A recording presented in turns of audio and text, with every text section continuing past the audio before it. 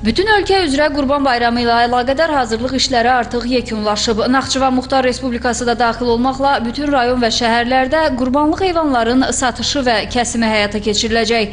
Məntəqələrin 77-sində satış və kəsim, 30-unda yalnız satış, 28-də isə yalnız kəsim xidmətləri təqdim olunacaq. Bu məntəqələrin hamısında baytarlıq nəzarəti təmin olunub. Eyni zamanda aidiyyəti qurumların iştirakı ilə daxil olan heyvanların müayinə olunması, tullantıların idarə olunması, kənarlaşdırılması, son dezinfeksiya işlərinin aparılması və s. həyata keçiriləcək. Heyvan kəsim məntəqələri olmayan rayonlarda səyyar formada çadır tipli səyyar heyvan kəsim məntəqələri təşkil olunacaq. Bu məntəqələr Respublikada Zəngilan, Cəbrayıl, Füzuli, Şuşa və Ağdərə rayonlarında, eyni zamanda Naxçıvan Muxtar Respublikasının Babək, Ordu və Şərur rayonlarında, Bakı şəhərində 2 yerdə və Quba şəhərində 1 yerdə təşkil olunacaq.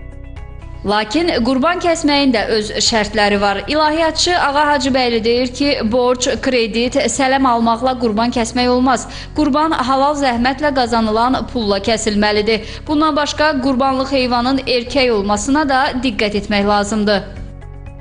Birinci istiqaməti öz evimizdə, ikinci qonşularımıza, üçüncü isə fəqir füqaranı sevindirək. Təmizliyə çox diqqət yetirəcəyik. Qurban sadəcə olaraq bıçaqla kəsilməz, niyyətlə kəsilir. Niyyətimiz çox önəmlidir. Seçəcəyimiz heyvanların yaşı da mühümdür. Çünki qoyun, keçi qurbanının 1 yaş olması, şəriət heyvan olsa belə onlara yaşama haqqı tanıyır. İnəklərin isə 2 yaşı, dananın 2 yaşı olması şərt qoşulub. Hər halda ölkəmizdə camış kəsilmir, dəvə kəsilmir. Onların isə 5 yaşı olur. İndi hər halda tərcih olunmur.